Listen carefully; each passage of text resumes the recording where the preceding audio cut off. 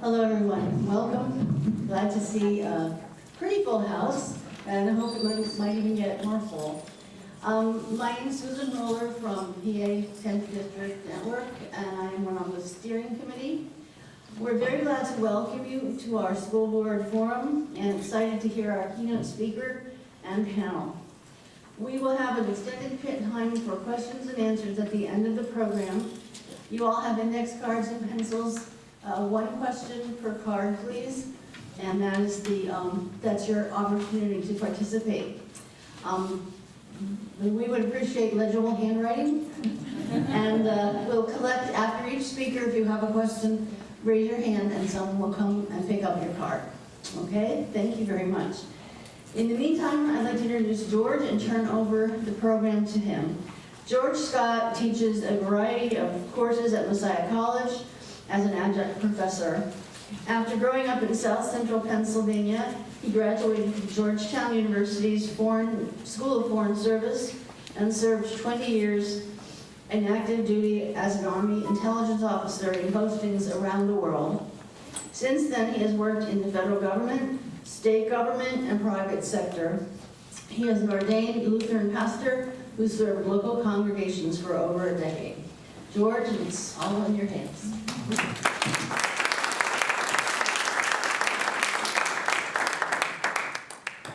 Thank you, Susan, for that kind introduction. And thanks to all of you for being here today, showing up on a beautiful fall afternoon. You could be other places doing other things, but your presence here speaks to just how important this issue is today, this school board issues forum.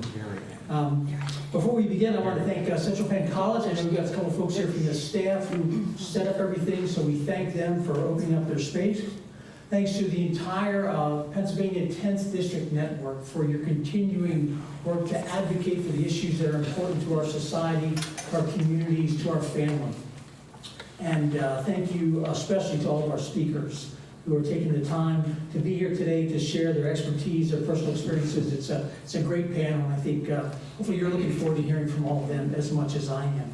I was asked to highlight one important detail, which is the restrooms. Restrooms are out through that door, and then out through the double doors on the right, and then again back to the right. So you end up almost doing a U-turn, and they're just on the other side of the stairs. If you need the restroom, please feel free to come and go as needed. As Susan said, our program here is questions are going to come at the end in the final 30 minutes, but please do write them down. And yeah, write legibly, because if it gets to me and I can't read your handwriting, I just do this. Sorry. But yeah, please, we want your questions as you go. And our speakers, we've got this great panel starting with Marc Stier, and then the others will speak with brief introductions between each speaker for them. I think the only thing that I wanted to add before I introduce Marc is I was reading up in preparation for my duties today as your moderator, and I came across this was an article from Time Magazine just a few years ago, and it talked about how important public education was to the founders of our nation. And it said public education had to become, they believed, a duty that government owed its citizens. And John Adams was very explicit on this. He said the education of, quote, every rank and class of people down to the lowest and the poorest had to be the care of the public and sustained at the public expense. He went on to say that its importance required that no expense would be too extravagant. So with that in mind, I'm very happy to be able to introduce our keynote speaker. Marc Stier has had a long career. Many of you know him. He has served as an activist, an advocate, a teacher, and a writer. He just told me he's planning to write quite a few more books here in the next couple of years. As the director of the Pennsylvania Policy Center in Harrisburg, he has written policy reports on many federal, state, and local issues. I've read quite a few of them over the years and I've learned a lot, and including issues such as tax fairness, K-12 and higher education funding, Pennsylvania's minimum wage, health care and child care, as well as on racial and gender-related justice. He was also the founder and chair of PBPC's advocacy campaign, Pennsylvanians Together. Please join me in welcoming Marc Stier.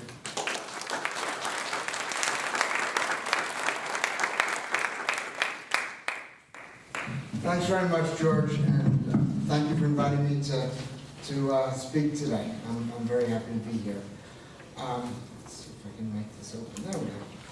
I'm going to give a little overview about the financial issues that are the context in which school boards make their decisions.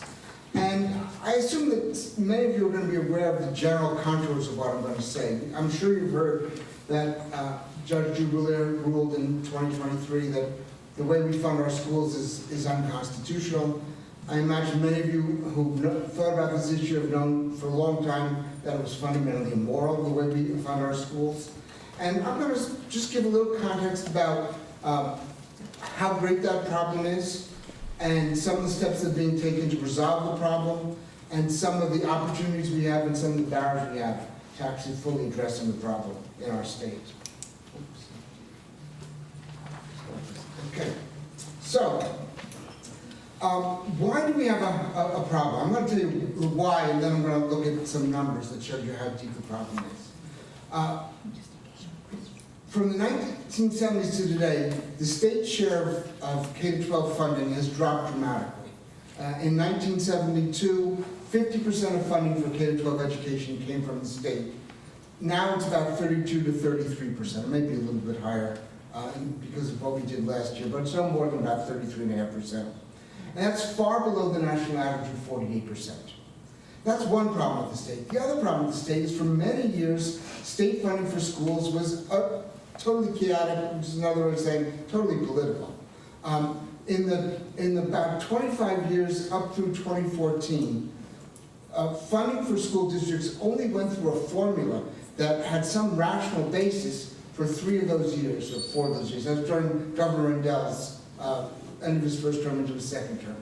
For most of that period, the legislators would take what they had given last year and then add based on which legislator had more political power than others. And given the nature of politics, and say that meant that the school districts that got more tended to be school districts that were wealthier and whiter. And so we had a consistent pattern of, while we're reducing state support, additional state money is going mainly to school districts that are wealthy and white. Now, what happens when you have a very low share of federal funding, and of state funding rather, and state funding is distributed in a pretty haphazard way? Let me say one more thing. We've had a fair funding formula since 2014. This past in 24 went into effect in the next school year, but that funding formula has only governed new money added to each year's state funding. It did not affect the baseline of state funding, which was established in 2014. And that was a baseline of fundamentally unfair funding because, as I said, it had been distributed on the basis of political power, not on the basis of any rational formula for directing money to where it was needed. So what happens when you have this situation? School districts rely on local funding for, right now, about over 65% of their funding. And school districts are widely disparate in terms of the financial resources, in terms of the income and wealth in the communities. And they mostly rely on property wealth, because property taxes are a major form of funding, or on earned income. And when a school district, say, school district that's located in King of Prussia, that has King of Prussia Mall in it, there's a lot of property wealth, they can raise tons of money at very low rates. School districts in poor communities can raise very little money at very high rates because there simply is not enough wealth in those school districts. So you have an enormous inequity in terms of state funding, and then coupled with enormous inequity in terms of local funding, simply because school districts, even if they're trying really hard, and we have a lot of school districts that do try really hard, but they just don't have enough money to raise enough even at relatively high tax rates. So one way to measure this is to look at the gap between what an adequate amount of money would be and what the actual funding is on a per student basis. Now you might ask me, how do we know what an adequate amount of money is? Well, for years, our organization and other organizations basically did this kind of calculation. We looked at the school districts that do best in the state. It's generally about the top 10 or 15% of school districts. We look at how much they spend. And then we adjust that figure to take into account the student population on the assumption that poor students need a little bit more, and students for whom English is not a first language need a little bit more. We add those adjustments in, and then we can come up with a number that tells us how much does each school district in the state need to spend to provide an adequate education relative to the school districts that perform best in the state. Now, I mean, this is, you know, it's really not rocket science. It's a little complicated mathematically, not that complicated. And if you want to say, well, this is just your idea, well, it's no longer just our idea. Because last year, the General Assembly, for the first time ever, put in a lot of money to reduce inadequacy, and they created a formula called an adequacy formula. And that formula was passed with a bipartisan vote in both the House and the Senate. So when I talk about the gap between adequacy and what's actually spent, I am using the formula adopted by the General Assembly now. So the formula is based on standards for what a good education is, adopted by the General Assembly years ago. So this is almost an official data. So let's take a look. Here's the per student funding gap by income. So what we've done is looked at 4 quartiles: the bottom 20%, the second, third, and the top 20%. And to simplify things, I'm just looking at the top 20% of schools, the bottom 20% of schools, in terms of the percentage of students living in poverty. So if you look at the schools in the high-income districts with a very low percentage of families living in poverty, there's an adequacy gap of $558 per student. Look at the schools in the 20% of districts with the highest level of poverty, there's an adequacy gap of $3,460 a year. That's pretty extraordinary, and that's on a per student basis. So in a class of 30 kids, you multiply that by 30. And then you know how big the gap is. And we're talking about huge sums of money differences. This chart shows the gap on the basis of race. If you look at the school district, the 20% of school districts with the lowest share of black students, there's a gap of $1,457. You look at the school districts with the highest share of black students, we're talking about a gap of $2,883. And then if you look for Hispanic, share of students with Hispanic, school districts with the lowest and highest share of Hispanic students, there's a difference between a gap of $1,389 for the schools with the lowest share of Hispanic students and $3,190 for the school districts with the highest share of Hispanic students. These are extraordinarily large differences, and frankly, they are the largest differences, or the second largest differences, in the entire country. You can look at Mississippi, and their inequity in school funding is not nearly as bad as ours. Their funding levels are a little bit lower. We do spend a lot of money, particularly in high spending districts. And by the way, those high spending districts do an incredible job of educating their kids. It's simply a myth that schools don't do well in Pennsylvania. The truth is, schools that are well funded in Pennsylvania are as good as schools anywhere in the entire world. But schools that are poorly funded in Pennsylvania do a very bad job. And that's because they're not well funded. And it's not really rocket science there either. If you want a good education, you've got to put the money in, as John Adams knew a couple hundred years ago. So where are we now in terms of meeting the need to fully and fairly fund our schools? Now I should tell you, the numbers I just showed you are the numbers before last year. And last year, in the funding for the 24-25 budget year, which came to an end on June 30th, the state adopted these adequacy standards and added $526 million for historically underfunded schools. That was out of a $1.1 billion increase in school funding. A lot of money went for all school districts. Every school district gets an increase in basic education funding. That really helps them deal with the inflation in education costs. There's money for special education, there's some money for construction. But in a historically unprecedented way, last year, we really did something great. For the first time ever, the vast majority of new funding went to historically underfunded school districts. And that only happened because of 3 things. Years of advocacy by our organization, the Pennsylvania Schools Works Coalition, by many others, by legislators, because of the court decision, which basically told the legislature that they needed to actually do something about this problem. And because so many people contacted legislators last year and told them, you know, it's really time to deal with this issue. So we had a major step forward, but that $526 million is only the first installment of what, by the new adequacy standards, is a $4.5 billion deficit. That's to say, when you apply those adequacy standards I just talked about to all the school districts in the country, in the state rather, we are short $4.5 billion. And we're going to need to add $4.5 billion to provide enough money through that adequacy formula to ensure that every kid in this Commonwealth, no matter where they live, no matter what zip code they come from, they get an adequate education. This year, the budget, the year that just started July 1st, as you know, we have not passed a budget. Governor Shapiro has asked for about another $500 million in adequacy funding. We don't know for certain whether we're going to get it or not, but we think at this point there's a pretty good shot we're going to get this money.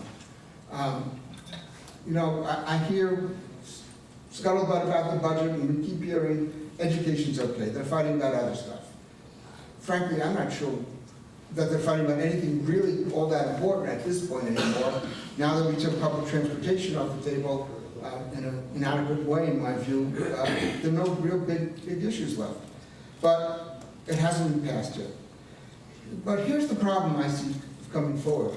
The Senate Republican leader, Joe Pittman, has already told Governor Shapiro, said, we did it last year, we did it this year, don't come back to us and ask for new adequacy money next year. And the difficulty is, we have a $4.5 billion need. We put $500 million last year, $500 million we hope this year. That still is $3.5 billion. Yeah. And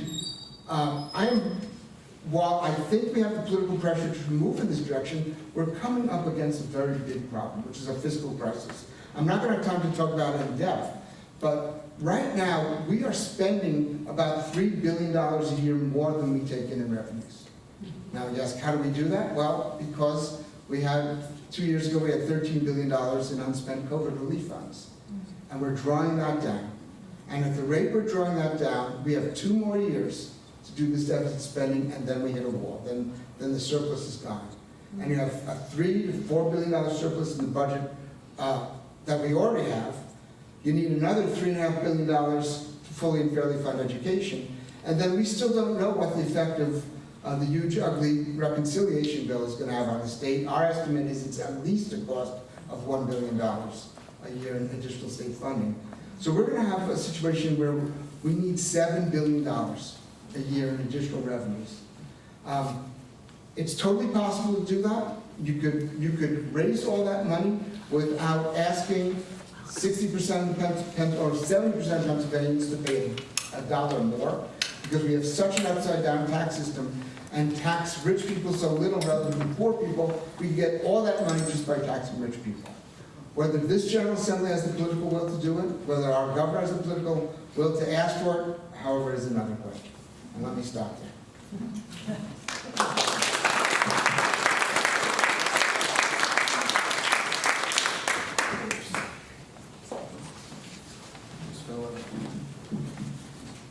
Well, I'm sure that you have a lot of questions. I encourage you to grab one of those cards and write down your question on it, and we will be gathering those as we go along. But we're going to, in order to keep our program moving, we're going to turn now to Dr. Nancy Snyder. She is a retired public school administrator who currently serves as a president of West Shore Unified, a grassroots advocacy group in the West Shore School District. She has worked in both urban and rural school districts in central Pennsylvania and has served as a teacher, principal, technology director, curriculum director, and assistant superintendent for various school districts in Pennsylvania. And I'm sure she's going to be able to give first-hand account of the situation that Marc so brilliantly painted out and laid out for us. So with that, please join me in welcoming Dr. Nancy Snyder.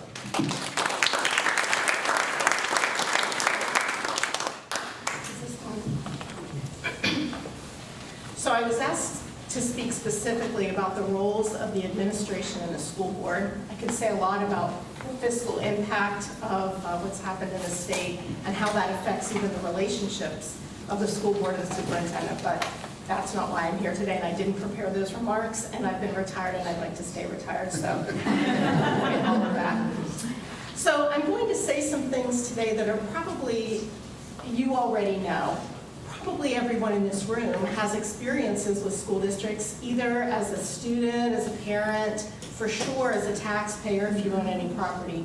But I want to bring these points, I wrote them down so that I can stay within my 5 minutes, and there may be some things that you hadn't thought of before. So I have 4 main points. The first one is that school districts are complex organizations with varied stakeholder groups. So when we think about the stakeholder groups, when we think about the complexity of the school district, you might not realize that school districts are like mini cities unto themselves. And so this is not completely expansive, but we all know that there are academic programs, there's whole departments for special education. There are student support programs. So we have counseling programs. We have social workers now that are dealing with a lot of homelessness across the Commonwealth. We have healthcare services. We have nurses that provide basic healthcare. In some cases, they're the only healthcare provider a student might see in the entire year. We have food services. There are school districts in the Commonwealth that provide all 3 meals to students every day. Students have no other nutrition in some places except what they get at school. There's transportation services. I worked in a school district that was not that large, but it covered 300 square miles. And you can imagine, and it's pretty close to here, I don't want to say too much about that, but you can imagine how difficult that was, especially with the school bus driver shortage that you're all aware of, how difficult it was to get students to school and to get them home from school, and then how difficult that could be with weather.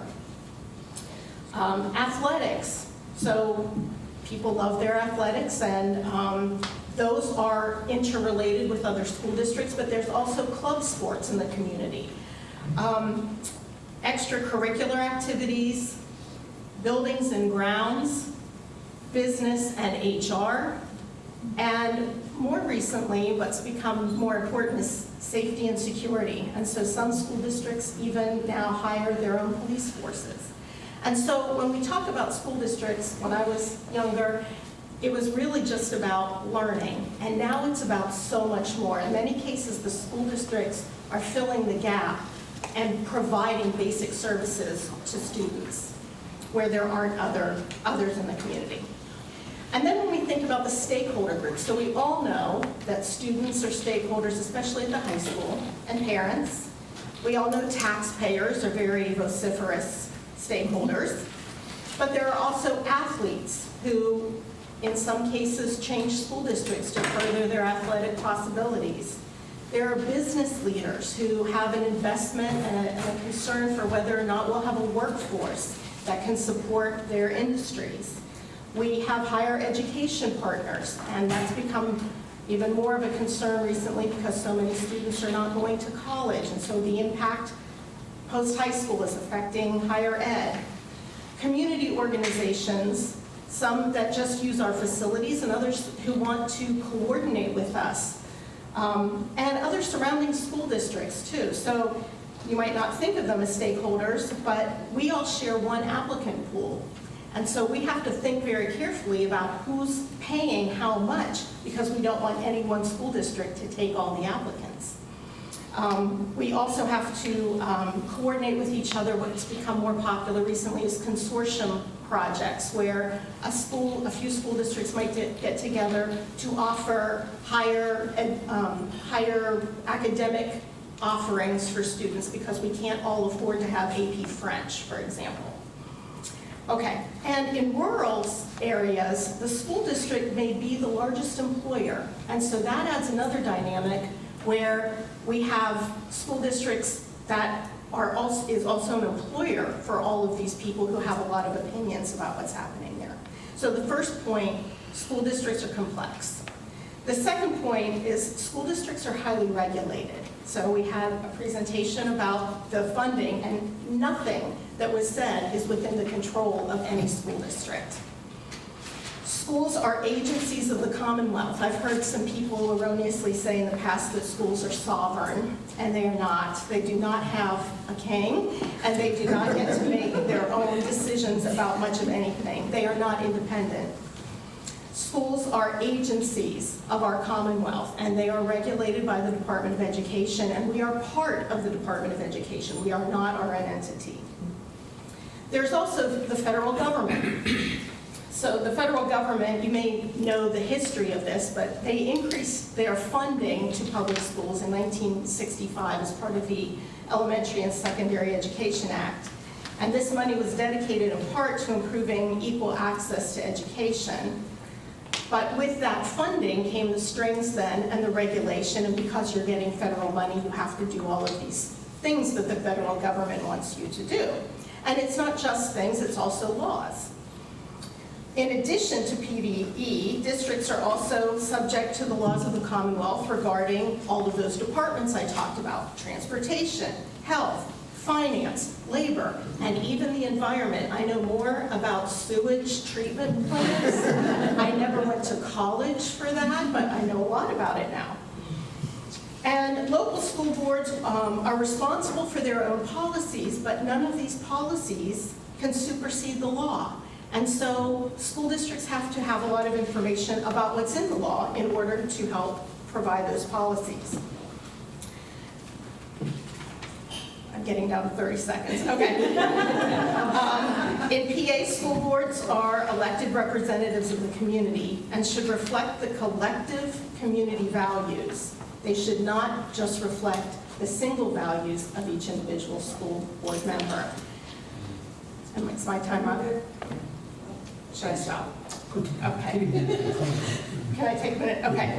And so school board directors may be elected with little to no understanding of some of the decisions that they're going to be asked to make. These include providing hearings for students and employees, approving contracts, facility projects, budgets, curricula. The best boards have members that have some vocational information or experience with one of these areas, but many people do not. Problems arise when outside groups like political action committees field candidates for a single issue. This is especially true when the issue is not widely decided or agreed upon by the community, and so a single voice becomes louder than the rest of the community.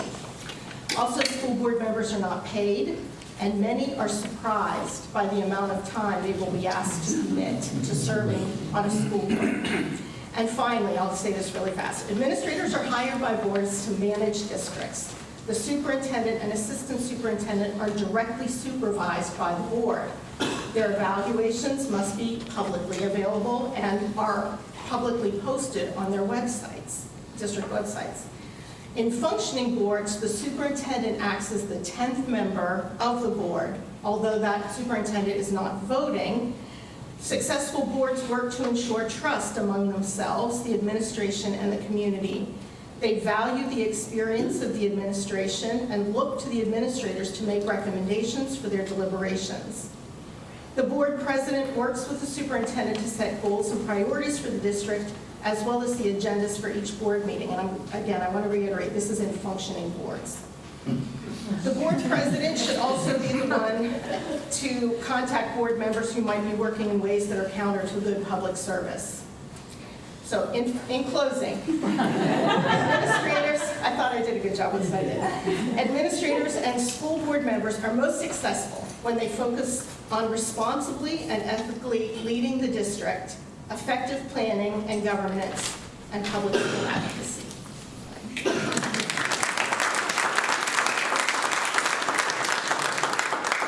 Thank you, Dr. Snyder. And you know, given that the topic here for our forum today is school board issues, I thought that it was really important that we gave her some time to finish on that. And by the way, if you don't know it, hopefully you all do, but school board elections are this fall, and please get out there and vote, get your neighbors to vote. This is really, really important stuff, as you heard here. So our next speaker is Heath Copeland. Heath is a father, a veteran, and healthcare worker who spends much of his time fighting for an America with less gun violence, and he's going to talk to us today about student safety. So thank you, Heath, for being here. Thank you. I'll start right to the point. The problem and its history. The problem of gun violence in our schools is well documented, goes all the way back to the 1800s and unfortunately continues through today with our gun culture in our country. As students and educators and parents, the last thing we should have to worry about is gun violence in our schools. Yet from 2013 to 2022, there were at least 720 episodes of gunfire on school grounds. Every single instance of gunfire on school grounds shakes the community and makes it harder for students and staff to feel safe at school. And if students don't feel safe, it's much harder for them to learn. School boards are tasked with representing the communities and values and beliefs and prioritizing school safety and success. While I'll talk about how school boards can affect change and contribute to safer schools, I'll focus briefly on what research shows about school gun violence. What we know about school shooters is that often the shooters have a connection to their school. 75% of instances show that the school shooter was a current or former student. Shooters 18 years or younger typically get their guns from home. The United States Secret Service experts on preventing shootings analyzed data over 40 years of school shootings and found that roughly 3/4 of school shooters got their guns from home or from their parents or from a close relative. Shooters almost always exhibit warning signs. In 100% of school shootings, warning signs were displayed that caused others to have concerns. How to prevent school shootings. School boards can prevent school shootings by advocacy, taking a stand in the face of pressure, advocating for safe gun storage, advocating for gun change laws at the state level and local levels. Secure storage not only reduces the likelihood of gun violence on school grounds, but it also reduces the rates of suicide and accidental gun deaths. Prioritizing mental health support. Schools need to invest in social and emotional well-being of students. Investing in school counselors and aides will help those professionals be the first to know when students are experiencing problems. In addition, every adult and every student in their schools should have some sort of relationship with each other. Not necessarily knowing each other by name, but knowing who they are, what they're doing there, and what their jobs are. Reconsider active shooter drills. Most studies have shown that drills involving students in schools are associated with increased feelings of depression, stress, anxiety, and fear of death. This is true for students, parents, and staff members. Active shooter drills are traumatizing a generation of students, and there's no conclusive evidence that they make any difference. School boards can also work to integrate community programs into schools. The U.S. Department of Education provides $122 billion in K-12 funds for community violence intervention. These include programs for safe passages to ensure that students can safely get to school, school-based violence prevention programs, and youth engagement and employment programs. School safety enhancements are also a well-known factor in preventing school gun violence. These involve single points of entrance, double doorways, external locks, emergency call buttons, and are often the last line of defense in preventing casualties from school gun violence. What we know doesn't work involves or includes school resource officers. They show no reduction in school gun violence. They have also been shown to have 3 negative effects, including the criminalization of students, harmful repercussions on student learning, and negative impacts on marginalized groups. Another often used intervention that does not work is arming teachers to make schools safer. It does not make schools safer. An armed teacher cannot, in a moment of extreme stress and confusion, be expected to transform into a specially trained officer. In addition, more schools and guns reduce and jeopardize a trusted school relationship. So in conclusion, I'm under 5 minutes. In conclusion, school policymakers can help prevent gun violence with evidence-based interventions, targeting prevention policies that can prevent gun access by the wrong people. School-based counselors can work to intervene at early signs of crisis, and planning and security strategies are our last line of defense. Our leaders must take responsible action to keep our schools safe.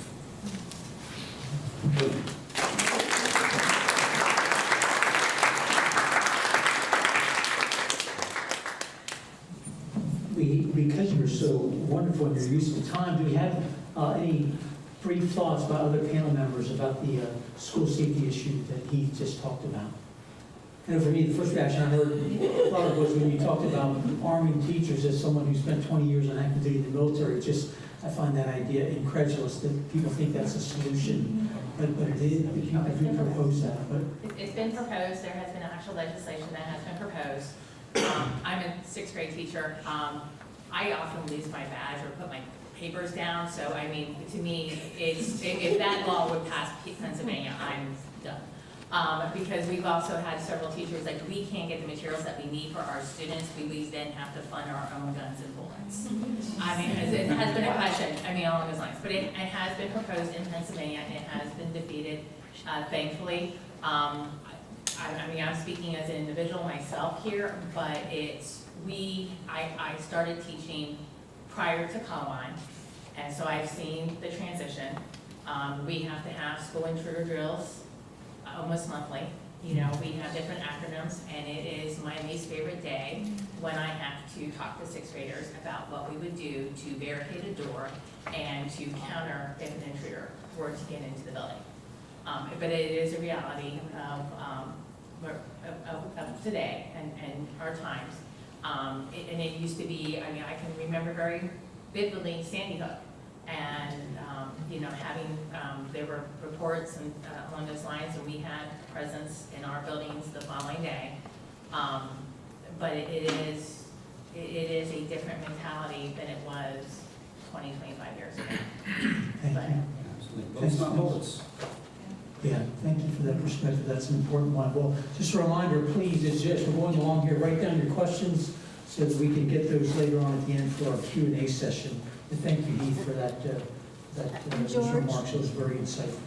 George, Yes. excuse me, tell them to raise their cards up, and someone will pick them up. Okay, yeah, thank you. Good point. So if you have a card already completed, just raise your hand up and someone will come around and get it from you. Or if you need a card, just raise your hand and we'll figure out a way to get some to you.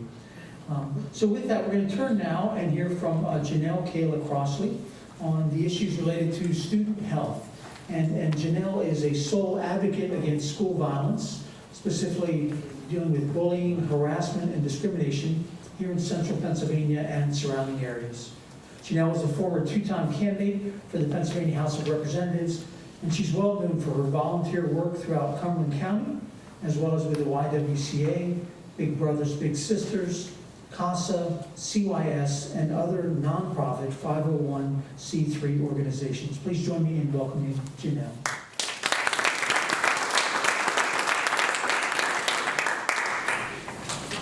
Good afternoon, everyone, and thank you for attending this forum today. First, I would like to thank Mr. Stier for his keynote address, and a big thank you to Mr. Scott for my introduction.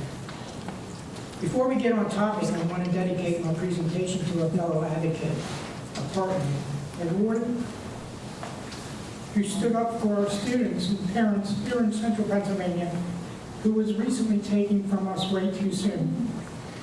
I want to honor my partner, advocacy,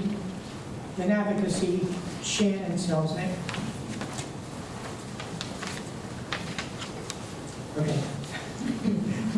I'm here to talk about advocating against school violence, specifically bullying, harassment, and discrimination here in central Pennsylvania. In my 8 to 9 years of advocating for this very hurtful, hateful, and sometimes deadly issue, I have witnessed a substantial increase in the past 3 to 5 years in this behavior within our school systems. More in some schools than others, but it's there. This has always been an issue, and it will never be eradicated, but it can and must be controlled. As far as who is being bullied, harassed, and discriminated against, honestly, it's not just one, two, or two groups of people. There is bullying against LGBTQ plus students and adults, kiddos that may be overweight, look a little different, ethnicities, and other things too many to mention. Example, I had a case a few years ago where a student was bullied and physically harmed because they lived in a manufactured home in a park. Some people are just downright rude and cruel, and we'll stop at nothing to harm another. I guess it makes them feel big and powerful and controlling. Newsflash, it only shows their weaknesses. In my work, a few ways to create a safer environment is one, to have a conversation with your kiddos about having and displaying respect to another, no matter who they are or what they may look like. Many people tell me that it all begins at home. Yes, it does all begin at home, but there are many bullies out there that are model kids at home, but when they leave that house for the day, they are a totally different kid. I've worked with and spoke with bullies, and many times those that are bullying really are not bullies. They have trouble finding friends and colleagues that can bond with them for whatever reason, and at times they find a friend that brings them into their circle. Sometimes these friends are not the best people to bond with, but the kid feels they need to do what the others do in that circle of so-called friends to fit in and say, I have a friend. A few other ways to create a safer environment is to empower students for your own kiddo. You see bullying, report it. Don't stand there and watch it. Don't stand there and video it on your phone and then go out and put it on social media. Do something, report it. It may save a life.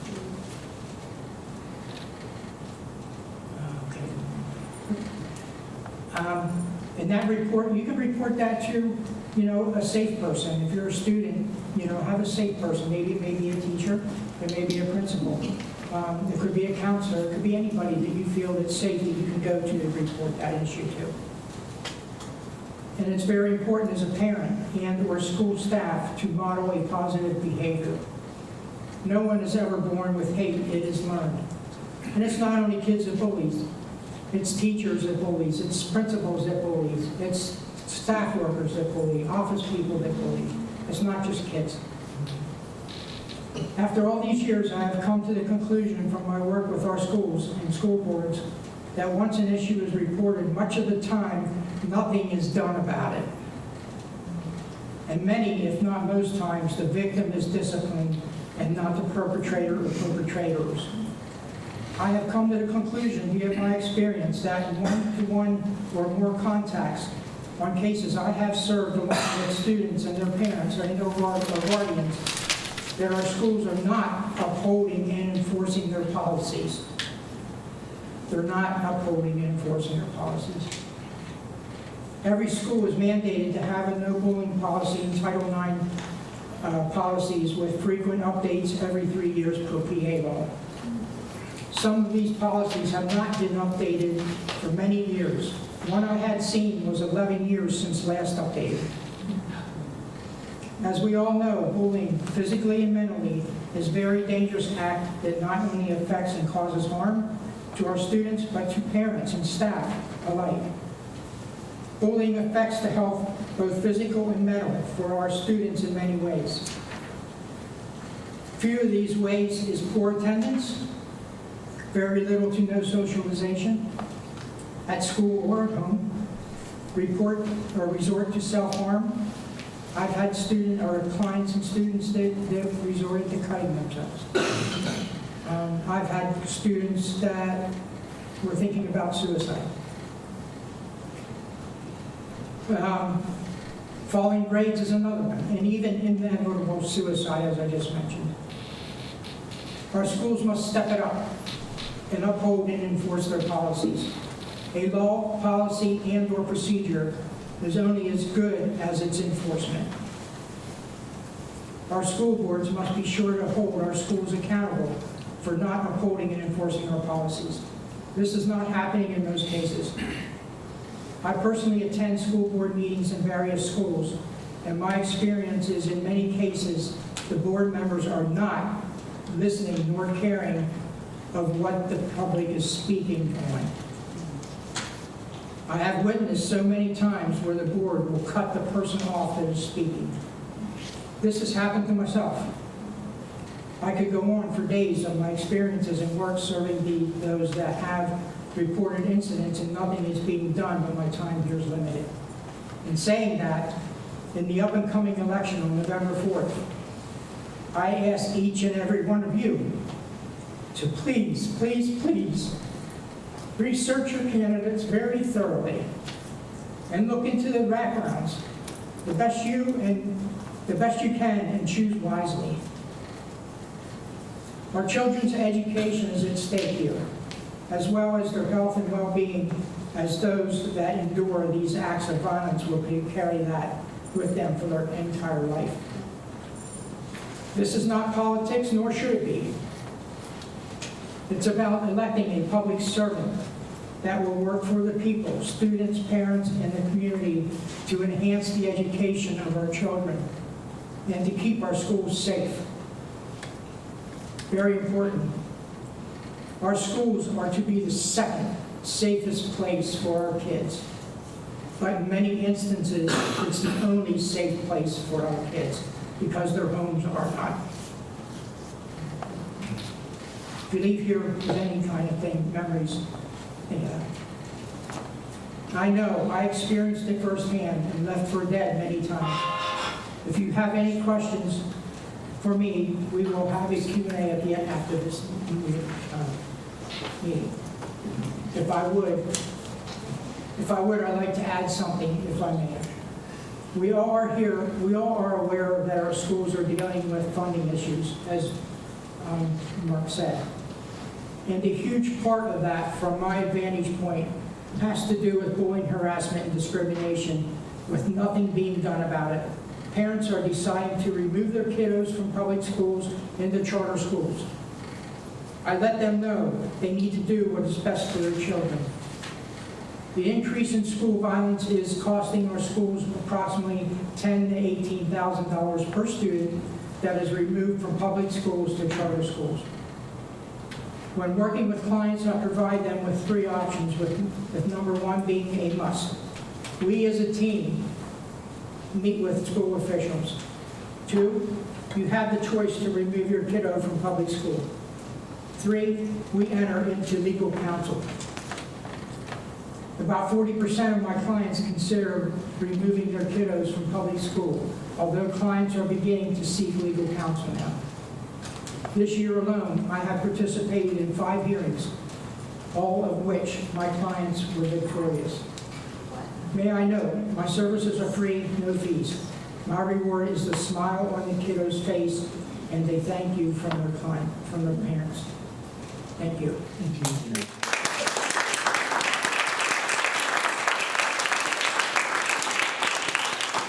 It really is an important issue, and it's not just in our secondary schools, it's also present at the college level. I can tell you from teaching at Messiah University, there's a constant discussion and concern about bullying and harassment.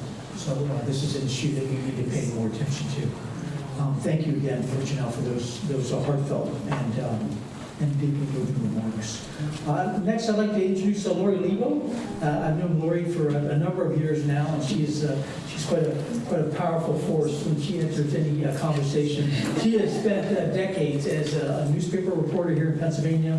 Most notably, you may know, covering the ACLU PA case and the federal trial of Kitzmiller versus Dover, in which Judge John E. Jones III ruled that intelligence design was a revamped creationism, and it had no place in public school science classes. She is the author of The Devil in Dover, an insider's story of Dogma versus Darwin in Small Town America, published by the New Press, based on her coverage of the Kitzmiller trial. Since 2011, she has been an activist for public education as an organizer for the Pennsylvania State Education Association, and she's going to be speaking to us today about community and culture. So thank you, Lori, for being here. Thank you.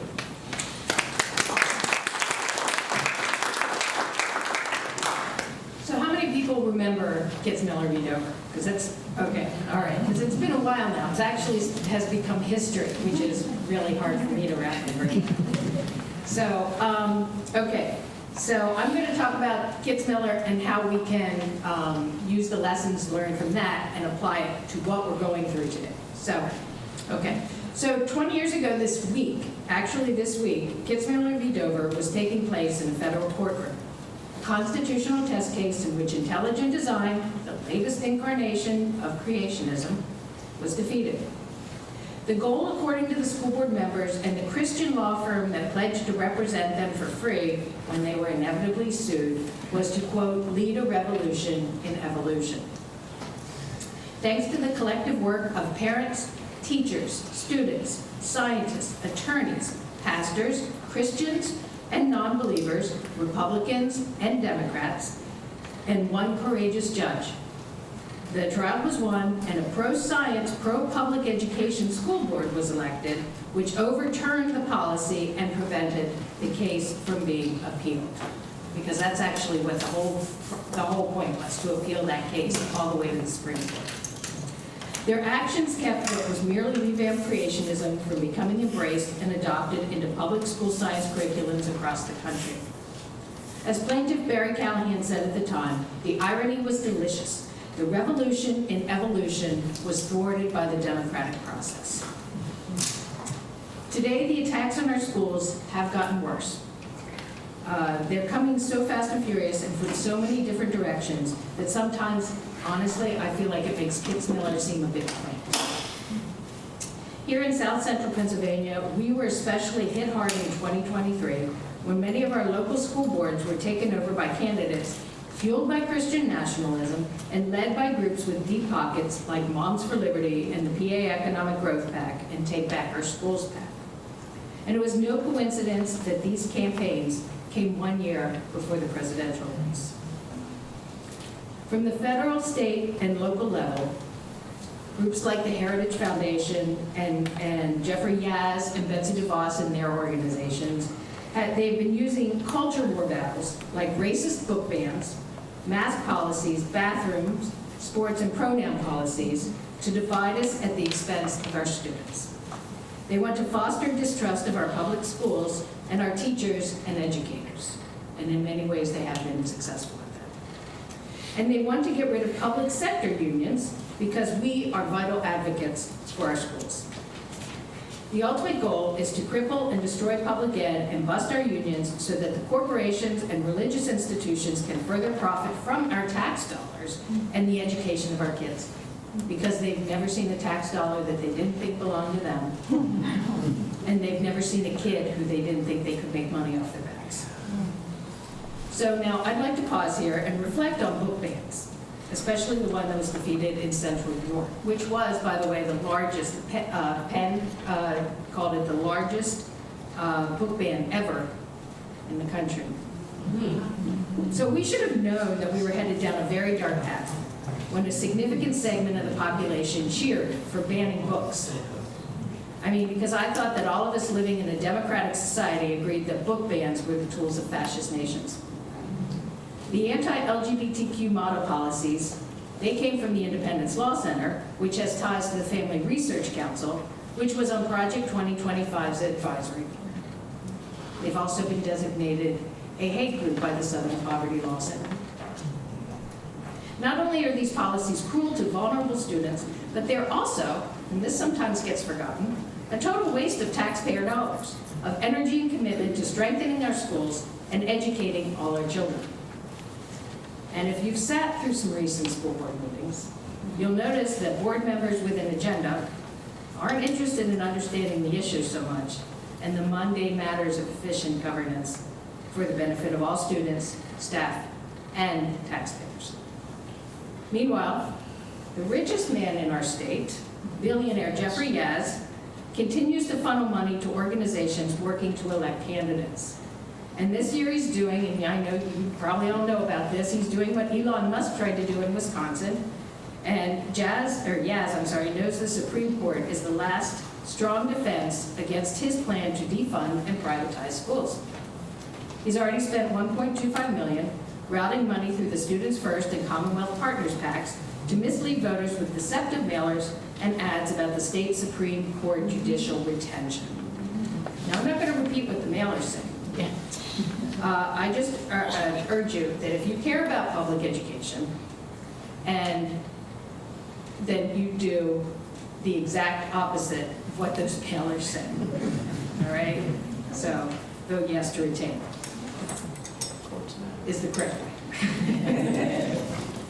But the way we defeat them is the same as it was 20 years ago with Dover, through the democratic process.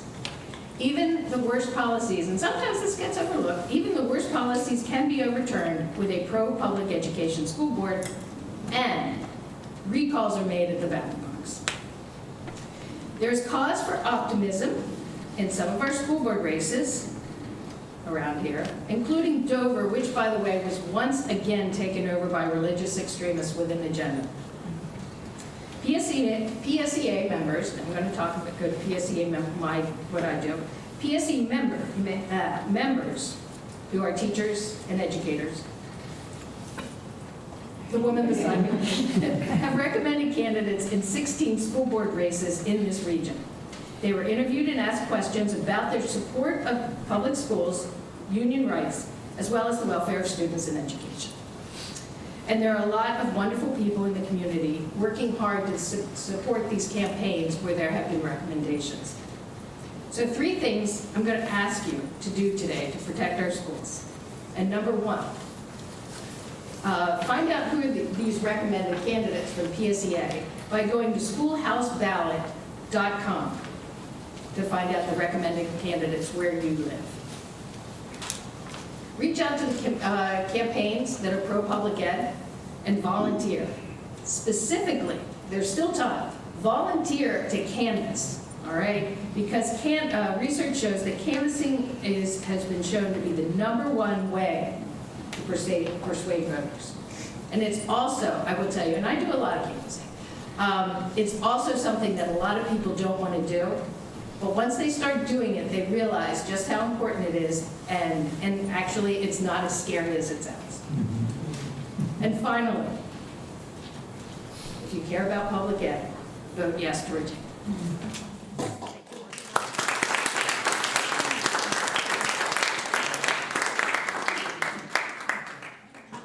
Thank you, Lori. And I will echo that knocking on doors is very scary in the beginning, but it's really not that bad once you do it. And if you need somebody to go with you, I'll go with you. I suspect I see kind of Mr. Jean Foss. She will go with you and help you knock doors. And after about an hour, you're like, oh, it's just conversations with neighbors or new neighbors, new friends.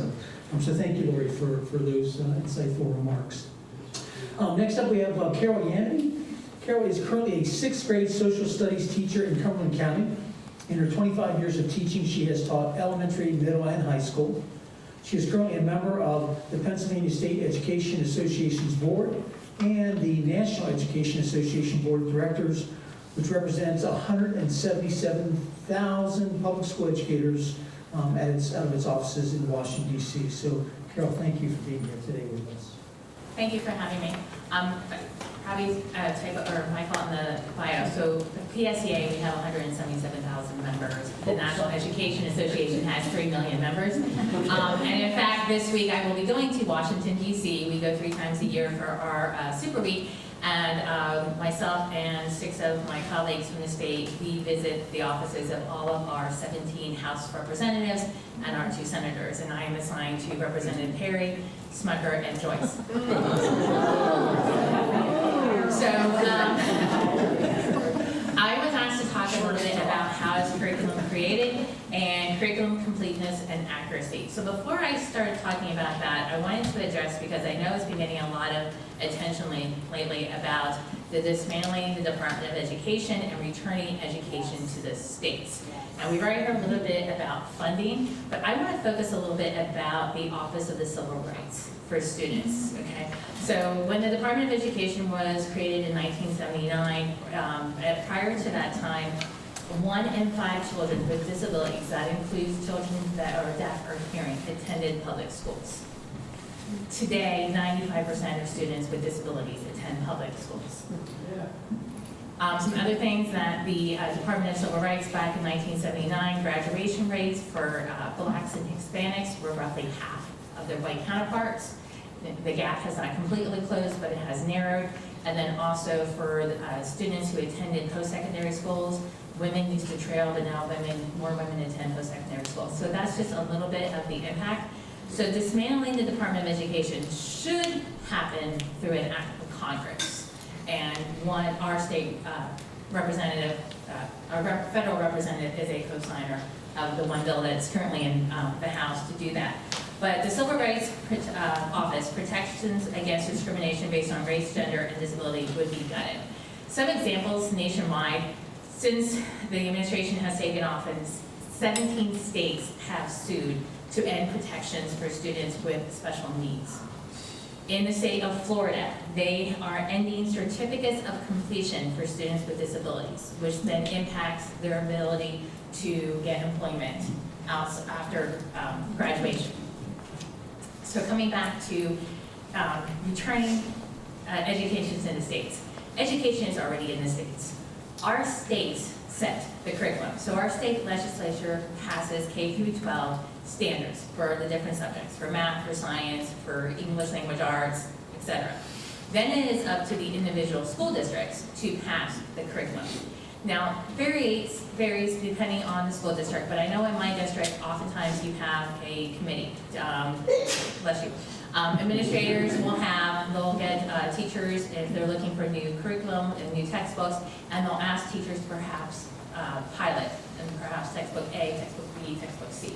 And then throughout the year, they meet as a group, and then at the end of the year, typically the administration then goes to the school board education committee and says, this is the textbook that we're recommending for this curriculum.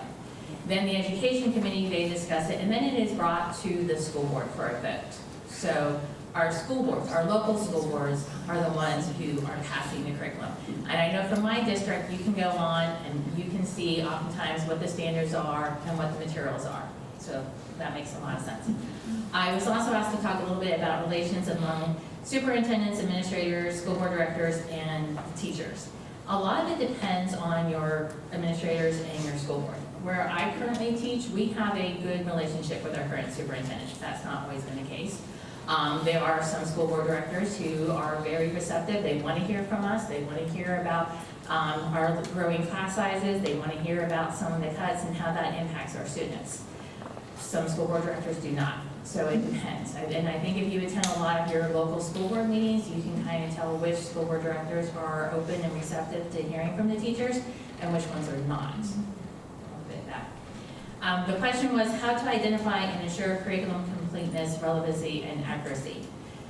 A few years ago, right around the end, or during the COVID pandemic, we out of, it seemed like nowhere, started hearing comments that we were teaching critical race theory, or CRT, in our schools. And none of us knew what that was. So what am I teaching that I don't know what this is? And so CRT, if you're not familiar, is actually a law school graduate program, in which it looks at institutions and racism. But there has been in recent years, and I have seen this myself, where there has more of a trend to represent all of our students. Not just represent our students of color, but to represent our LGBTQ students, but also to represent our students with disabilities. And something that you have seen that in is also with children's literature. So I currently am teaching social studies, but I also have taught reading. So I can remember about 12 years ago, 15 years ago, I had a student who had come out, and we were trying to find a book for them to read, and we were trying to find an author, an LGBTQ book author, and we were having a really difficult time finding something at that age group. That has changed. So I do have, according to the Cooperative Children's Book Center, in 2023, 49% of documented books had significant books of Black, Indigenous, or people of color content, and 40% featured at least one BIPOC primary character. 15 years ago, that was about like 33%. So there has been a growing trend where you're having more books that represent diversity for our children. And studies have shown that students are able to connect with characters if they are able to see characters that look like them, that represent them. And I think that's part of the reason why you see the attacks. I personally have seen that attack a couple of years ago. I teach geography, so we do a chapter on South Africa. It's part of the textbook. I received an email from a supposed parent saying that I was teaching their child to be guilty or to feel guilty about racism. Because when you're talking about South Africa, you talk about apartheid. And that person did not identify their child. And then when I forwarded it to my supervisor, and then we looked up their email, It was not an email of any of our parents on our team at the time. So I've seen myself in my district where teachers have been reported by parents for teaching CRT and having to be able to defend the curriculum, again, when it's board approved. I know that we have had complaints made about our gay straight alliance groups, and we have had, usually our school counselors who are part of the chairs of those groups have been called out by individuals in the community of indoctrinating children.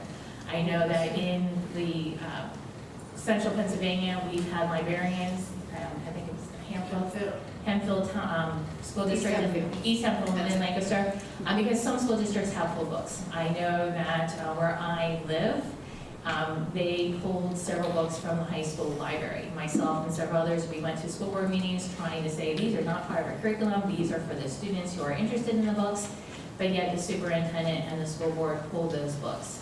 Even though they have a policy in place where parents can opt their child out of signing certain books. So it does happen. So the best way to prevent this is to be aware of what's happening at your local school board meetings. So by attending those meetings. And also there's a couple websites. This is one that I use quite a bit for my school district. Unite Against Book Bans. If you go to that website, you can see they give you some different resources and materials. They also give you a list of the most banned books out there, or nationwide. There's also, I am a member of NEA, and you can also become a community ally of the National Education Association, and you can get updates. So if you go to the website Protect Public Schools, you can get more information on that.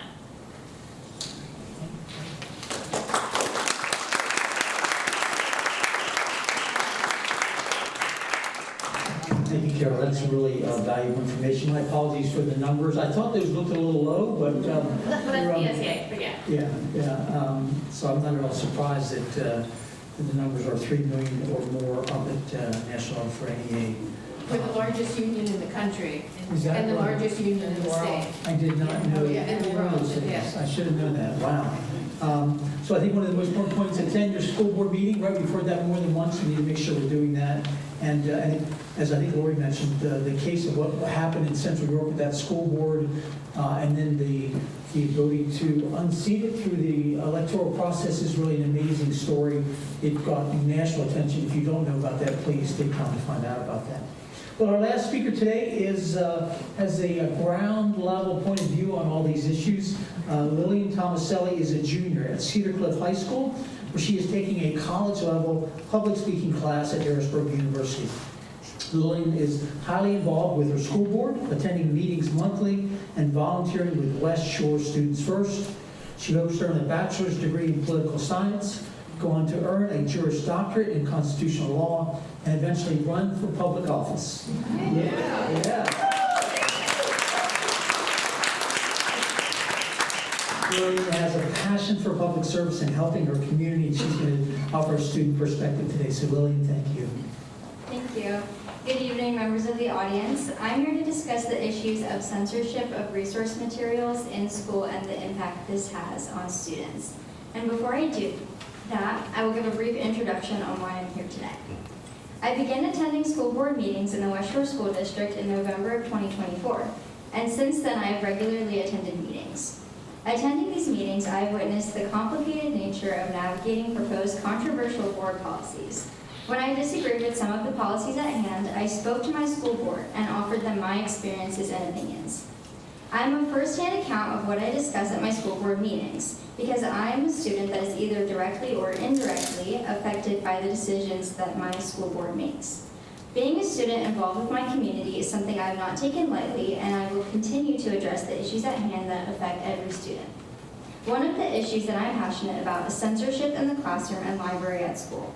If you're in the loop with national news, you may know that this censorship, or more widely known as book bans, have taken over the United States since about 2021. But did you know that Pennsylvania was ranked 3rd in the United States in book banning between 2021 and 2022, and then 4th between 2022 and 2023? To put this issue into numbers, according to the Education Law Center, between 2021 and 2024, there were nearly 16,000 instances of individual books banned in public schools nationally, and 664 book bans in Pennsylvania. In the 2024 to 2025 school year, according to PEN America, there were 73 instances of book bans in Pennsylvania. In high school, if you were to stand out in the hallway during class-changing periods, you would hear profanity. If you were to go to the bathroom and read what is written on the stalls, you would find profanity and vulgar messages. So what or who do we blame in this instance? When test scores drop, depression rates go up, when increasing suicide rates are shocking the nation, what or who do we blame? Certain individuals and even entire organizations have decided to blame the books in our libraries and classrooms. They have decided that where students are getting these ideas is not from their phone, where they have access to anything, but is in a book in school. Yet blaming books gets a community nowhere. In fact, book banning affects school districts negatively because it takes time from administrators, it comes out of the taxpayers' pockets due to lawyer fees, and it discourages students because they have been censored. On The Daily Show in 2024, Jason Reynolds said, "That is the extraordinary job of the literature being banned today. Stories that reflect the lives, voices, and imaginations of young people are being taken from them at the very moment when they are learning to assert their right to access information, their right to speech, and their right to explore the world." I could not agree more with this quote because every other student and I have the privilege of getting an education and especially having access to a library.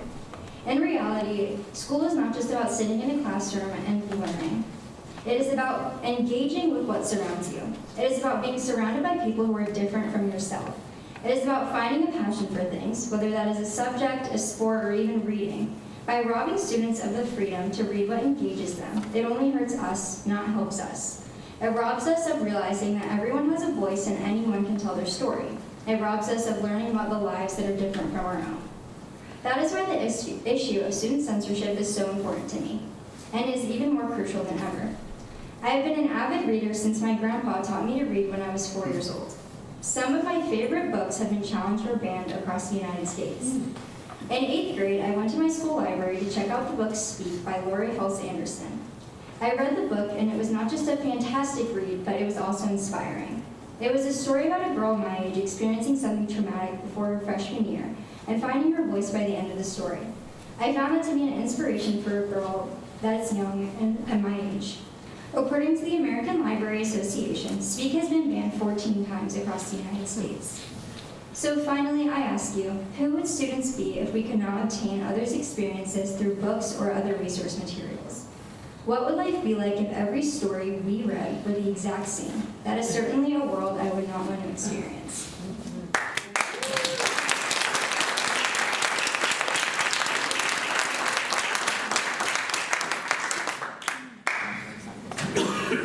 About you, but I'm hopeful and inspired for the future after hearing that. So thank you. Well, hopefully we have a few question cards ready to go, and here in just a second I'll get them and get my glasses so I can see if I can read them. Thank you. But as I'm doing that, I want to first of all thank you please join me again in thanking all of our speakers for being here today and for their insights.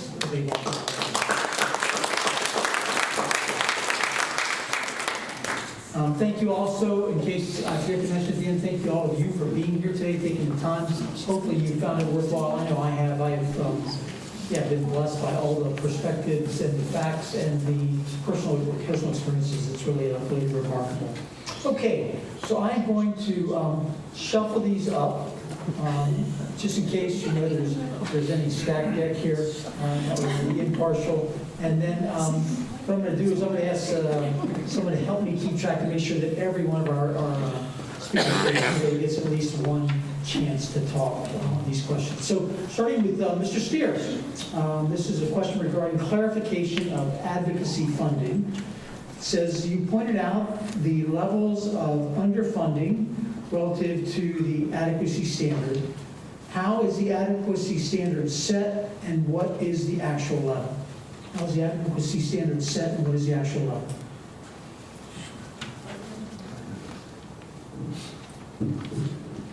So I went over this really quickly in my talk, so let me do it a little more slowly. Basically, the way advocacy groups and now the General Assembly set an advocacy standard is they look at, they look at the schools that are doing best in meeting state standards. And they typically take the top 10 or 15% of school districts that are doing best. They throw out the outliers at top and bottom because there could be, unusual circumstances in certain school districts. And then they just look at how much do those school districts spend. And then they make a little adjustment for each school district because some school districts have a higher percentage of English as a second language students, or they have a higher percentage of students who are living in poverty. And we know from educational research that those students require somewhat extra resources. So you adjust the average spending in best schools for how much for students living in poverty, students who are learning English as a second language, and that gives you a number, a per student number for the spending levels for each school district based on the spending, the actual spending of the best school districts in the state. It's as I said, it's a relatively simple calculation. And while it was something we advocates did for many years to try to make our case that school district was, school funding was highly inequitable, Judge Trubelier looked at that research and said she convinced her that we have a constitutional problem because the Constitution guarantees every student adequate education. And then the General Assembly last year, in passing a budget, adopted a variation of the formula that we had supported all these years and put it into state law. So when I show you the gap in funding between what an adequate funding would be for a school district and what they're actually spending, I'm looking at what they actually spend relative to what they should spend according to the formula that was enacted in state law last year. Thank you, Mark. Next question is for Dr. Schneider. Groups that wish to dilute policies that are inclusive and welcome and value all students have in the past promoted inaccurate or misleading messaging designed to, at first, unexamined blush, have broad appeal. Can you offer concrete examples to watch for and suggestions to counter them with others? You need me to reread that? So what to do when the school board goes rogue? I think that's I'm not the one who wrote the question, but do we have a thumbs up from whoever wrote it? Is that what we're asking for? So let me just say that because of school boards being as complex as they are and highly regulated, the best school board policies begin with the law, not with trying to change a cultural issue. And I don't want to quantify this, but many school districts use the PSBA policy manual because PSBA has highly skilled lawyers who have their fingers on what's happening legally at the federal and state level. Where I've seen school boards get into trouble is when they decide they don't like something that's in the law, and they think that they can rewrite a school district policy to circumvent that thing that they don't like. And that's dangerous for all of us because that ends up getting challenged, and we pay the price of that. So I guess if the question is how to look out for this, I'm going to tell you what you already know. Attend school board meetings. My kids are out of school, and I was deliciously ignorant about what was happening in my school district until I started hearing some things, and now I attend school board meetings. I don't like it. I would rather be home, but I feel I'm a highly democratic person, and I believe in democracy, and I think that it is something that we are duty-bound to do. And if more people felt that way, the first time we had an issue, there were 300 people from the community speaking out, and it did have an impact. We struggle to get that many people now. We've had, in West Shore, we've had to sue the school board for not following the law, for violating the sunshine law. They still don't believe that they did anything wrong. And to be clear, that lawsuit was settled. There was nothing that was found against them. But they are now doing what we, because of that lawsuit, what we asked them to do at the school board meeting, put out an RFP and hire a highly qualified solicitor. That's all we wanted. Unfortunately, there's a number of people in the community who feel so strongly about it. We're paying for the lawsuit. I mean, we're writing checks for $500 or $1,000 so that we can bring a lawsuit because we believe that it's important. And so I don't know how to get other people to believe this, but I'm knocking on doors, I'm canvassing, I'm talking to the people in my community, and when they hear what's happening, they're truly shocked. That's the best I can offer. Great, thank you. Thank you so much. Professor Copeland, two questions. First was very straightforward. Could you repeat the amount of federal funding for security that you mentioned in your presentation? And then secondly, what is your take on the effectiveness of metal detectors at school entrances and their effect on the student's psyche? So the first one was repeat the amount of federal funding for security that you mentioned. And then your take on the effectiveness of metal detectors at school entrances and their effect on students' psyche once installed. Certainly. Let's see, I believe that those that I had now, this was as of 2023, Okay. I believe, but it was $122 billion total from the Department of Education, which may or may not exist anymore, the department and money.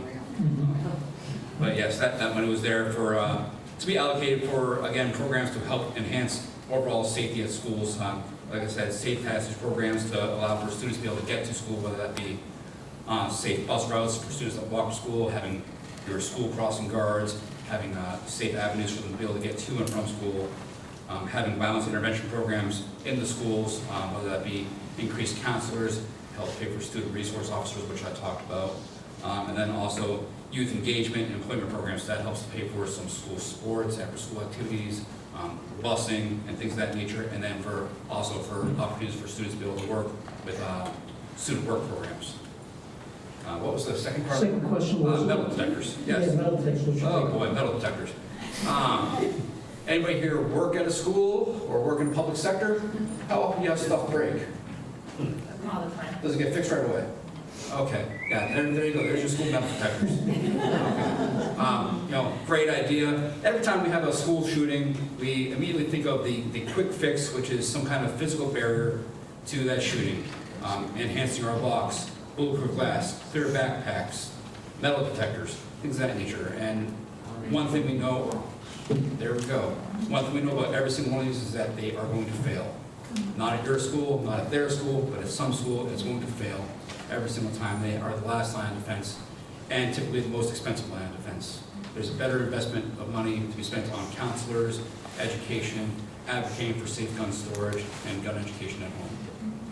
And Carol, wanted to add to that? Well, I totally agree. I'm in a building every day. I work in a school building. And I know that last year, I believe it was, there was a case where a student was discovered to have a gun in their backpack. And so there were several parents who came to school board meetings asking to have metal detectors. And again, I'm in the building every single day. We don't have the staff to monitor those metal detectors. We don't have enough bus drivers now as it is. And so it's, again, to me, the better resource is to have our mental staff, to have more school counselors, to have more school psychologists, and to have more social workers. That's a better way to address the problem than by having metal detectors that the students have to go through.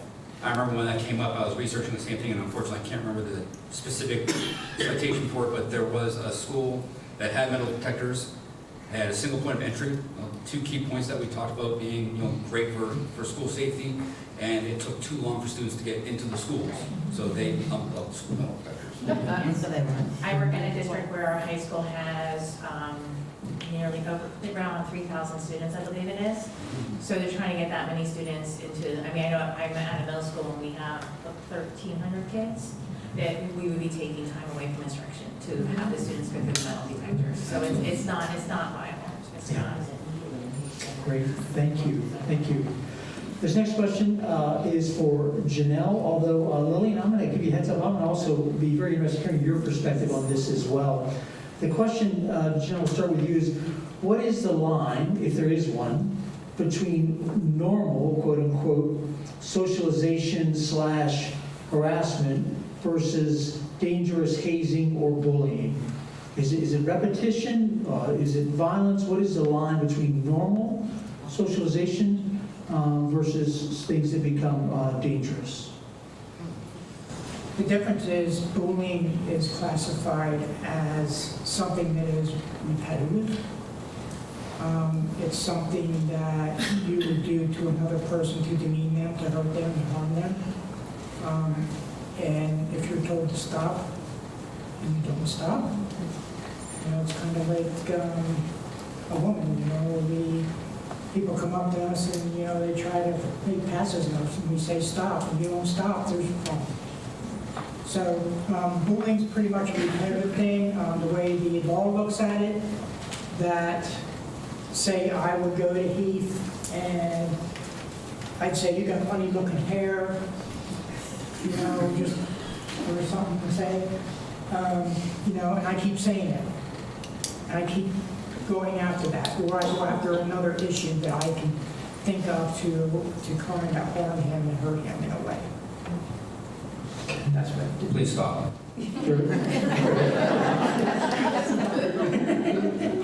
Lillian, what is your perspective on this, the line between normal socialization behavior versus dangerous hazing, harassing, bullying? What is the distinction? I think that all forms of bullying are definitely harmful.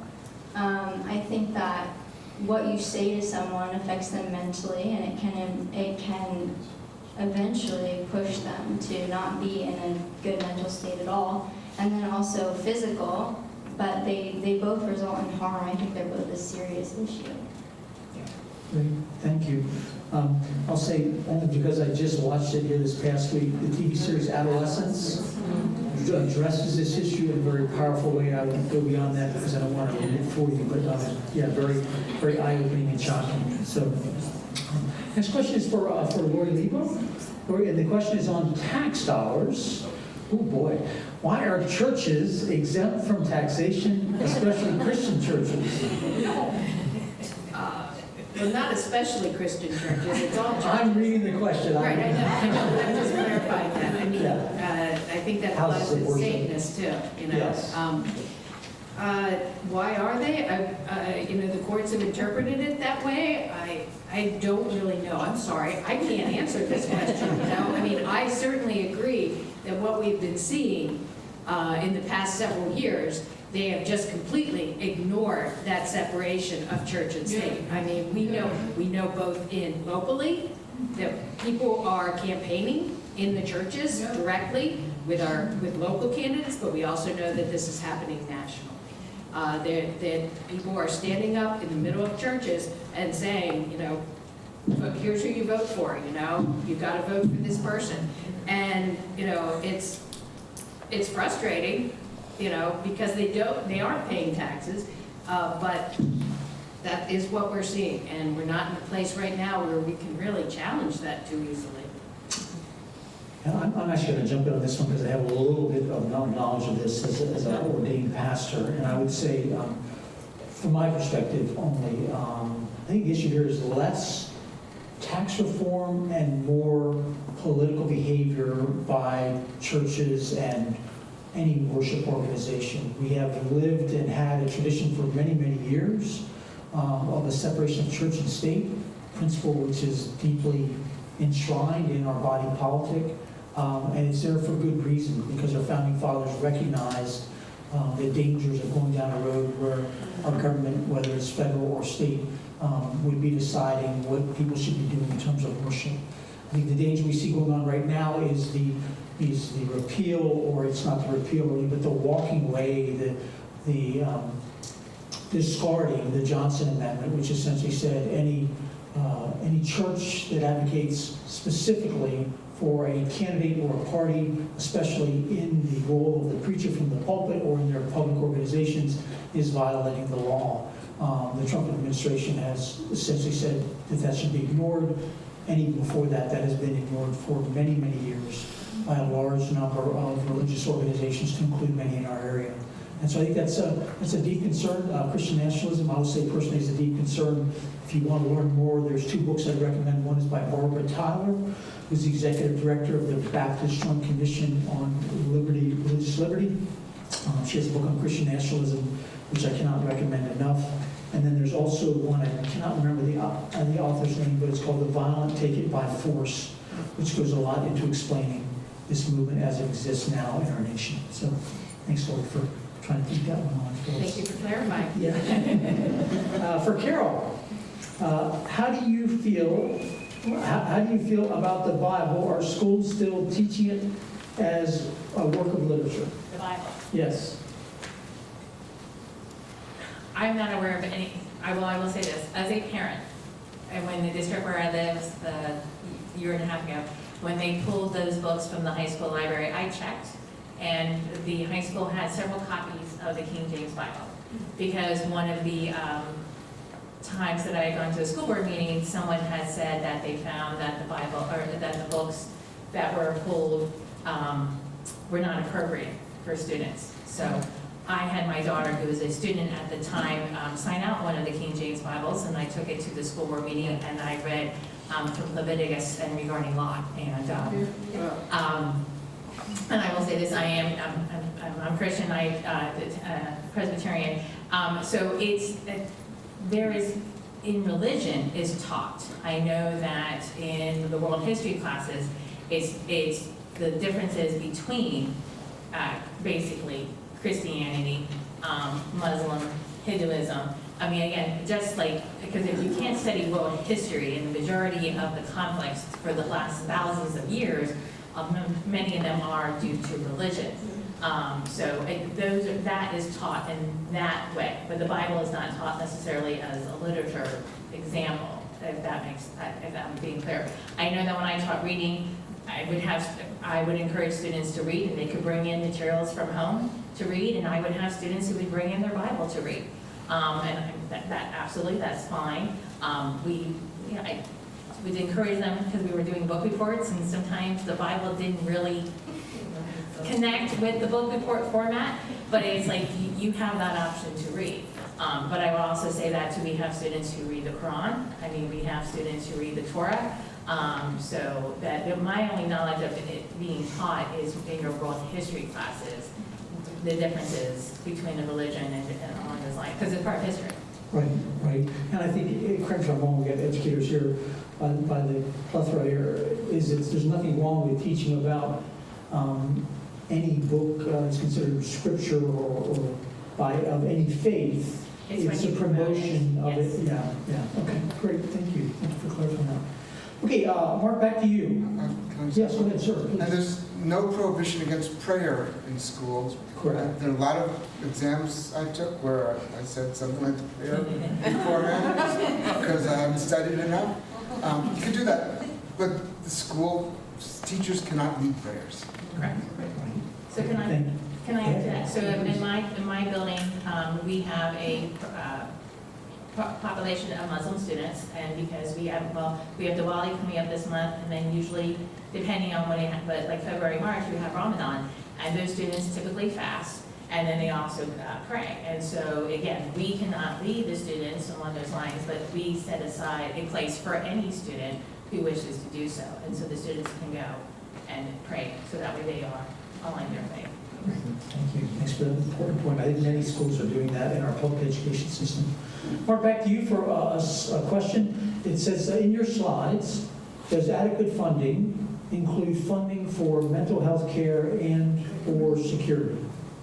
Does adequate funding include funding for mental health care and or security? The adequacy standard is basically a standard for total funding per student. It doesn't, and that includes everything the school spends on. Now, obviously, just the amount the school spends is not the only important thing. If a school spends a certain amount of money and 50% of it was for security, I'd have some serious questions. So, you know, there's far more than money, but that's important. But without a sufficient funding for schools, they can't do a good job one way or the other. So that's a beginning, not an end. Now, the money for advocacy, the state does have certain rules about what it can be spent on. And I'll be honest, I don't think security is part of that, because there's a separate set of funds for school security that the state provides individual school districts. So the advocacy money is mostly for classroom instruction. Great, thank you, Mark. Next question is for Heath. Question is about phone bans. Do you think they are beneficial? Apparently there was a report on CBS Sunday Morning News this morning that dealt with this. So banning phones in school, do you think they are beneficial, particularly as it relates to security and safety? That's a complex question in our society. It's going to be an evolving question as our generations change here. Obviously, people of our generation see problems with phones and framework learning, whereas I think many younger people would advocate for how it enhances their learning experience. But I would probably defer to our members that are in schools and ask you, how does phone bans or cell phone use affect your school safety? Definitely in a lot of ways. I remember that there had been a threat, I think last year. Something was written on one of the bathroom stalls. There was a threat written, and instead of going to someone posted it on Snapchat. So it definitely contributes to kind of the harm that is experienced in schools with gun safety, I feel like. And there's been posts about threats, like people will make threats on social media, so that it's definitely a contributor. I know many school districts have a variation of a program like Safe to Say or Say Something, an app where they can anonymously report any threats of violence or any concerns of safety on there, and it goes to, I believe it goes directly to the state first and then filters down to the local level. Safe to Say is a statewide, and so it depends on the type of threat. So it will go to the local police if it has something, like if a student, if there's a report made of a student perhaps harming themselves compared to a threat of doing harm to the building, it then goes to like the different local police authorities along those lines. So yeah. So overall, it's definitely has its role to play, and I think it's best left up to the people in the school to enforce their rules. That is a contentious topic depending on the educators. So I teach middle school in the 6th grade, and we have a school policy that the students are not to have the devices out during the school day. And I have seen the difference that makes, but we cannot control if a student takes their phone into the restroom. I can control if they have it out in the classroom, but I cannot control if they take it in the restroom. And going back to there have been cases of where students then are texting other students while they are in those spaces, like the bathroom or someplace along those lines, making threats of not just harassment, but fights along those lines. So I personally, I lean toward, and I have two, my children are now in college, and I was guilty of texting them while they were in school. To remind them, like, hey, like your dad's picking you up today, or things of that nature. But so there is that factor as a parent, but I have seen it as an educator where it does distract from the classroom, and it can lead to bullying. So I'm in favor of not having it out in the classroom. But I don't personally, I know there are some states where, again, you're spending money on the devices where the students have to put their phone in the bag and then they can't use it.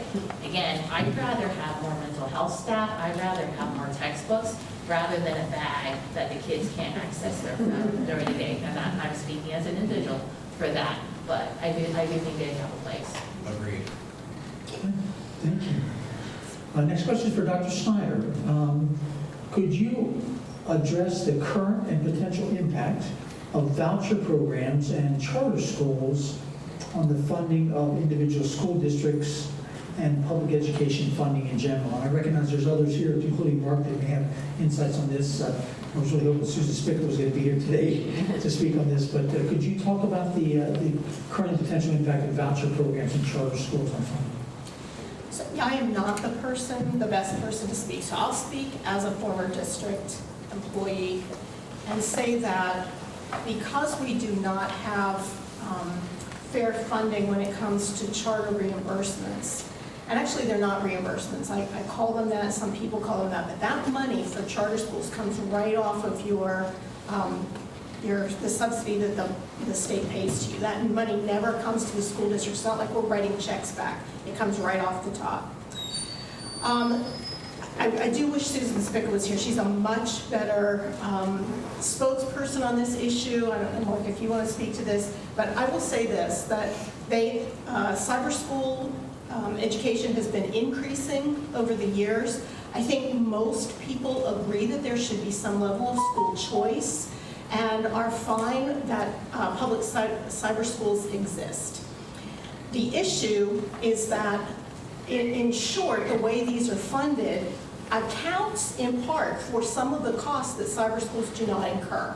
So when each school district is given a per pupil amount that they spend every year based on all of this data that we report to the Department of Education, and it includes electricity, toilet paper, maintenance costs, all of the things that cyber schools do not pay in the same volume that brick and mortar schools pay. And there's that, and then also the special education tuition cost is $1 amount.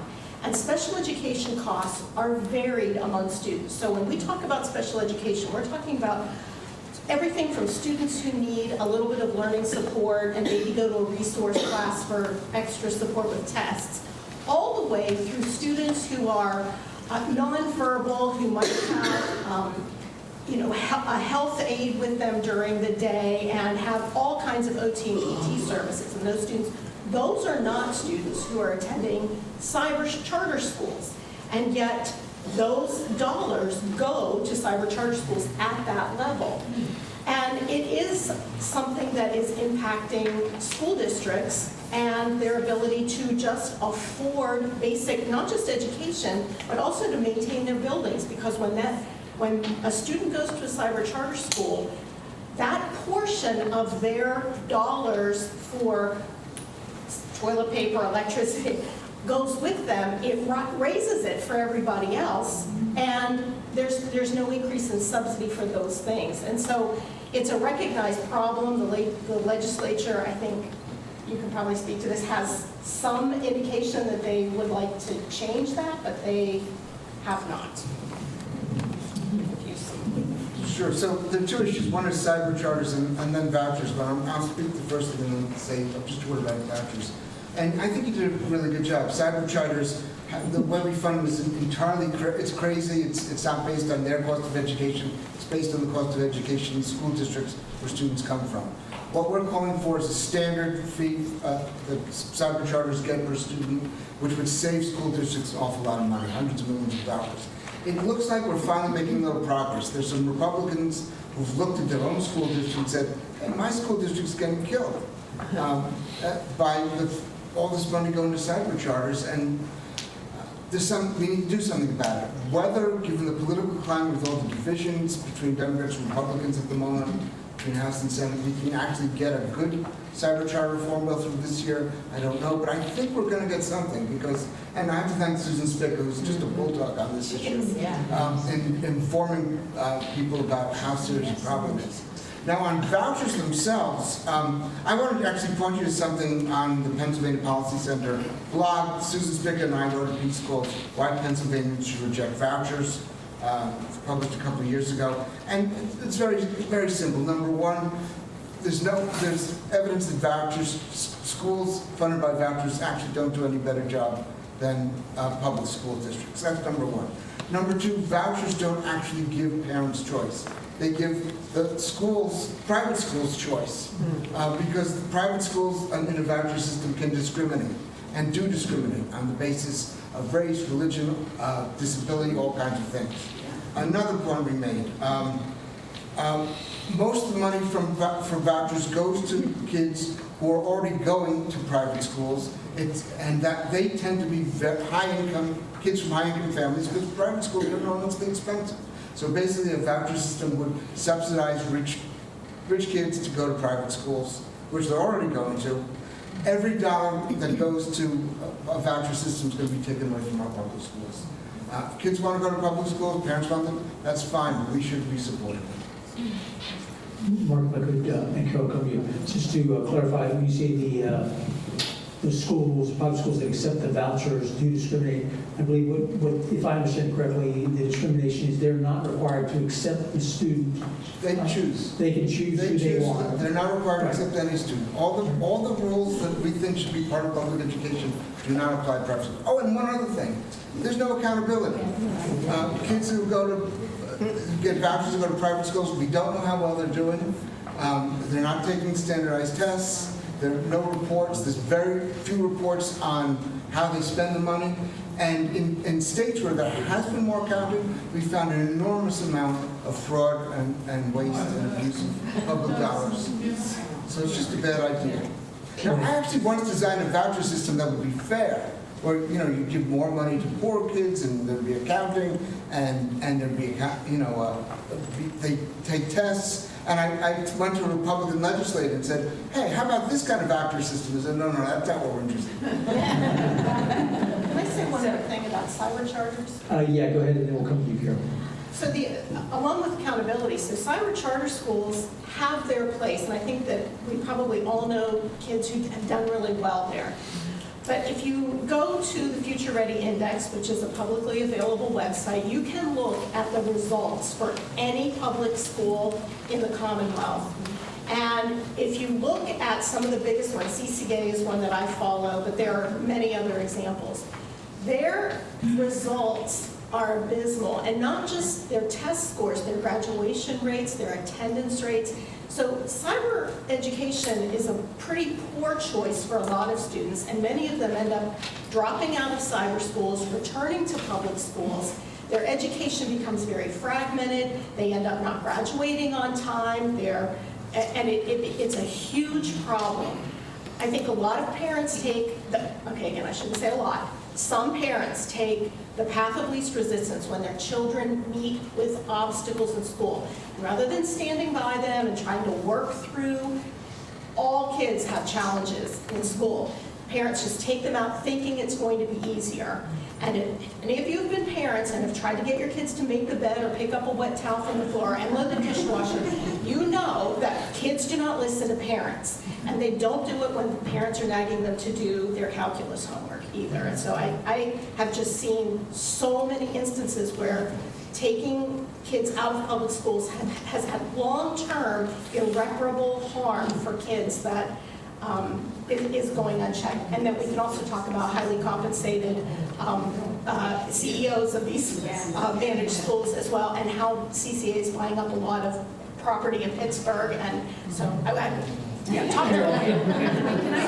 Yeah, Lori and Carol, briefly, if you would. See if I don't, okay. So a couple people have mentioned Susan Spiga. If you're aware of the group Education Voters, that is Susan's group, and they do a waste watch each week, and they are talking about the money that is spent for advertising along with the charter schools. My district, I know we lose about $3 million a year, and some things about cyber schools, and they do have their place, as it has been said.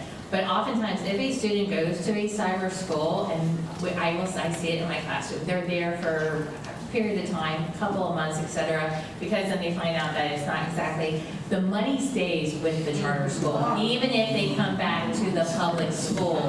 If that student goes to that charter school in September, and they come back to us in December or January, that money stays with us, the charter school. And oftentimes, the students who come to us from charter schools, we notice that there are gaps in their learning, and they are typically much further behind than their peers because of those gaps.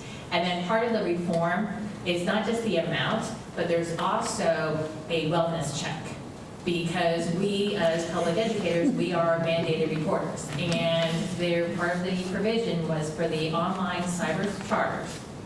would have to be able to see a student at least once a week. There is one cyber school that has been mentioned that is fighting this because there have been reports of students who were being abused at home, and it would be too much time consuming or along those lines in order, and that's part of the holdup from what I understand. For vouchers, so we don't currently have vouchers in Pennsylvania, but part of the reconciliation bill would be to have federal money come to the states through block grants that would be vouchers. And if you're interested in seeing the negative impact, Michigan is one state, Arizona is the other, where I have seen articles where it has cost their state economy $1 billion. And so, and again, the money is going to students who are already going to private or religious schools, but then those families are using those funds to buy computers, to go on vacation, and apparently also to buy lingerie. And again, that's taxpayer dollars. Okay, we're gonna wrap there. Or did you need to add to that, or did that cover Actually, it? she has real quick on vouchers, though, I do know that when Mastriano was running, this issue came up when he was running for governor, and that is in addition to private schools, vouchers for private schools, vouchers for religious schools, which separation of church and state, there you go, but also to parents individually, and for homeschooling. So, and I've always felt that once it goes, if vouchers were to go to homeschooling, that would be the death. That would be the death knell of public education at that point. Yeah, I think you're right. Can I also say, we are already spending money on, it's not vouchers, but EITC, our EITC tax dollars, our tax dollars are going to, for EITC for private school tuition, and the portion of EITC dollars for private school tuition is much larger than for public school dollars. So, find out about EITC, because it is happening and it is your tax money. And it's about $500 million in tax money, right? Yeah, that's a great point, one that unfortunately we don't have time to get into, but yeah, look at EITC, it's kind of a backdoor for vouchers. We do not, I think I've got 5:23, we're supposed to wrap up here at 5:25. I don't think we're going to be able to get to another question, but I do want to leave everyone with this question to take home with you, which I wish we could have gotten to, which is not only for the speakers, but for each of you, what are some ways to get communities more invested in their schools? Yeah. And I think that is really one of the things that hopefully we can all take away from the remarks here tonight, and maybe in your conversations afterwards, whether it's in person, online, whatever it is, we need to get our communities more invested in our schools. Please join me one more time in thanking our speakers for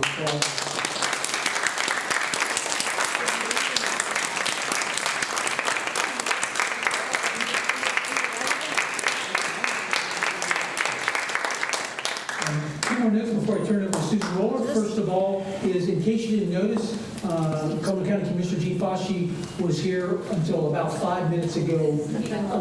Yeah, even less than that. Elected leaders who show up for events like this, who listen and who aren't making it about them, pay attention to those folks. They need our support. Yeah. And lastly, I just want to thank Susan for all the time and effort that she and her team have gone and put into organizing this event. So thank you, Susan.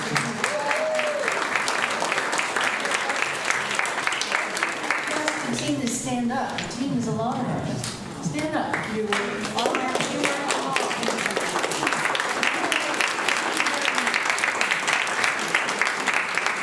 It's a village.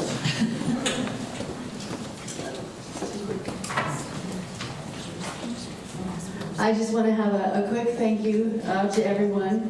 I wanted to thank George for leading us through this informative adventure, and Mark for your keynote speech, which was wonderful, along with all of our panelists for sharing your wisdom, your compassion, your experience, and your ideas. I think we have had a wonderful group of very different and representative people from our community. I also want to thank the audience for your attention, your smart and careful questions, and your concern for our educational system and our children. The Pennsylvania 10th District Network has only one request of everyone, and that is to help us keep up our fight to continue to fulfill our mission statement's promise, which says, We will defend democratic values and institutions by partnering with individuals and groups with a common mission through engagement, empowerment, and education. And I think that's what's happened today. Thank you very much.